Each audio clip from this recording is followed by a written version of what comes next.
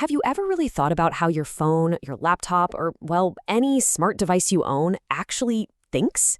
I mean, how does it do it? Well, it all boils down to this hidden language, a bunch of really, really simple rules that run our entire digital world. And today, we're going to decode it. All right, so let's just jump right in with the big question. How in the world does a computer make decisions using only zeros and ones? I mean, it sounds kind of impossible, right? All the complexity of an app or a game or some massive calculation, all of it just from two numbers? Well, you know what? It's not magic, it's logic. And this is the answer, the logic gate. You can think of it like a tiny, microscopic decision maker. Or even better, picture a bouncer at a club door. It looks at the inputs, who's trying to get in, and based on a super strict rule, it decides what comes out the other side. And get this, every single digital circuit is built out of these little guys. Okay, before we get any deeper, let's just make sure we're all speaking the same language here. In the world of logic gates, there are only two states, two options. You've got 0, which basically means off or false. And then you've got 1, which means on or true. That's it. That's the whole alphabet. Every decision is just a choice between these two. So here's what we've got on tap. We're going to start with the 3 core decisions, then move to the universal gates, check out the exclusive gates, and finally bring it all home and look at where you see this logic in your world. All right, let's kick things off with the absolute basics. These 3 gates we're about to look at, and, or, and not, they're the foundation for literally everything else. This is where it all begins. So first up, we have the AND gate. And you can think of this one as, well, the strict one. It has a very, very specific condition you have to meet if you want to get a true output. Okay, so this chart here is called a truth table. It's basically a cheat sheet that shows you every single possible outcome. And for the AND gate, the rule is crystal clear. Just look at that output column. See? You only get a 1, a true output, in that one single case where input A and input B are both 1. Any other combination, if even one of them is a 0, nope, the output is 0, period. So the main takeaway here is really simple. Just imagine 2 light switches connected in a row on the same wire. For the light bulb at the very end to turn on, what has to happen? Well, you have to flip the first switch and you have to flip the second switch. That's it. That's an AND gate in the real world.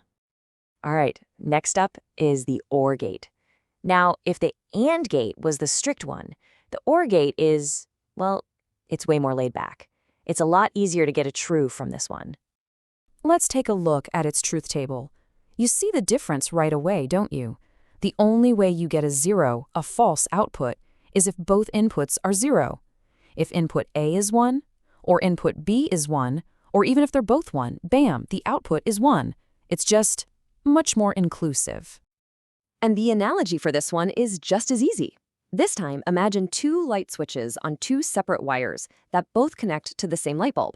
All you have to do is flip the first switch or the second switch, and that light is coming on. That right there is the OR gate.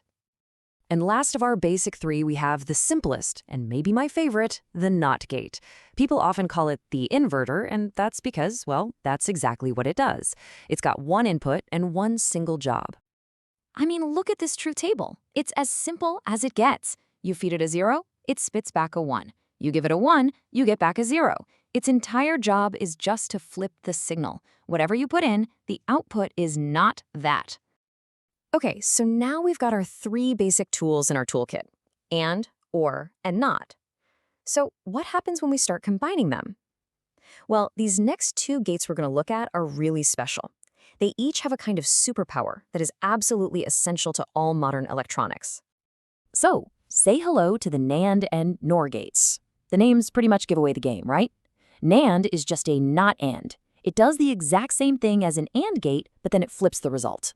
NOR, same deal, but for the OR gate. And this is the crazy part. Here's their superpower. They're called universal gates. Why? Because you can build every other logic gate, and or even not, using only NAND gates, or using only NOR gates. I mean, just think about that for a second. The entire digital world could be constructed from just one of these tiny building blocks. Talk about efficiency. All right, moving on to the specialists. If the other gates are our general purpose tools, these next ones are like precision instruments. They're designed for one very specific, very important job: comparison. Their whole purpose is to check if their inputs are the same or if they're different. And here they are, the XOR gate, which stands for exclusive OR, and its opposite, the XNOR gate. The rule is super simple. XOR gives you a 1, a true, only if its two inputs are different. And XNOR does the exact opposite. It gives you a 1 only if the inputs are the same. Now, this might seem like a small thing, but this simple check is absolutely vital for stuff like error detection. When your computer is sending data, it can use gates like these to make sure the message that got received is the exact same one that was sent, which helps prevent your files from getting corrupted. Okay, so we've been looking at all these abstract rules and these truth tables. Let's bring it back to that question we started with. Where do you actually find these tiny little decision makers in the real world? The short answer? Absolutely everywhere. I mean, where are they? The processor in your computer right now, that's billions of logic gates flipping on and off billions of times every single second just to do all its calculations. What about the memory in your phone? Every single bit of data, every 1 and 0 that makes up that photo you just took is being held in place by a smart combination of logic gates. From the incredibly simple system that runs a traffic light to the really complex error checking that makes your Wi-Fi stable, our whole modern world is running on these simple, tiny yes or no decisions. And that really leaves us with a pretty mind-bending thought, doesn't it? We started with just two things, a 0 and a 1. From there, we made a few simple rules like and, or, and not. And from that tiny, simple foundation, we've built the entire digital universe. It just goes to show you how unbelievable complexity can grow from the absolute simplest beginnings. So the real question to leave you with isn't just what can these gates do, it's what can't they do? What are the ultimate limits of a world built entirely on yes and no?